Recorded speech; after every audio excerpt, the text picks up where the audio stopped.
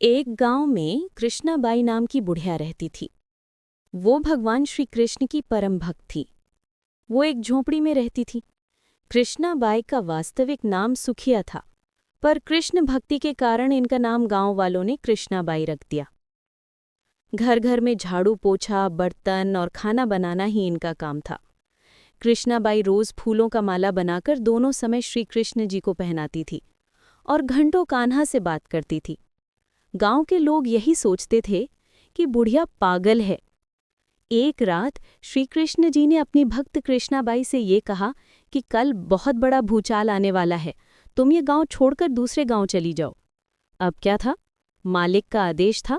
कृष्णाबाई ने अपना सामान इकट्ठा करना शुरू किया और गांव वालों को बताया कि कल सपने में कान्हा आए थे और कहे कि बहुत प्रलय होगा, पास के गांव में चली जा। अब लोग कहाँ उस बूढ़ी पागल का बात मानने वाले। जो संता वहीं जोर जोर ठहाके लगाता। इतने में बाई ने एक बैलगाड़ी मंगाई और अपने कान्हा की मूर्ति ली और सामान की गठरी बांधकर गाड़ी में बैठ गई। और लोग उसकी मूर्खता पर हंसते रहे।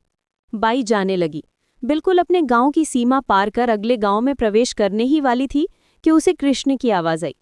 अरे पगली, जा अपनी झोंपड़ी में से वो सुई ले आ जिससे तू माला बनाकर मुझे पहनाती है। ये सुनकर बाई बेचैन हो गई, तड़प गई कि मुझसे भारी भूल कैसे हो गई, अब मैं कान्हा का माला कैसे बनाऊंगी। उसने गाड़ी वाले को वहां रोका और बदहवास अपने झोंपड़ी की तरफ भागी। गांव वाले उसके पागलपन को देखते और खूब मजाक उड़ाते। बाई ने झोंपड़ी में तिनकों में फंसे सुई को निकाला और फिर पागलों की तरह दौड़ते हुए गाड़ी के पास आई। गाड़ी वाले ने कहा कि माई, तू क्यों परेशान है, कुछ नहीं होना।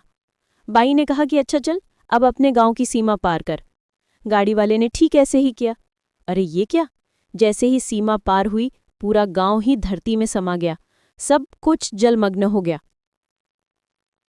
गाड़ी वाला भी अटूट कृष्ण भक्त था। येन केन प्रकारेण भगवान ने उसकी भी रक्षा करने में कोई विलंब नहीं किया। इस कथा से हमें ये शिक्षा मिलती है कि प्रभु जब अपने भक्त की मात्र एक सुई तक की इतनी चिंता करते हैं, तो वो भक्त की रक्षा के लिए कितना चिंतित होते होंगे। जब तक उस भक्त की एक सुई उस गांव में थी, पूरा गांव बचा था।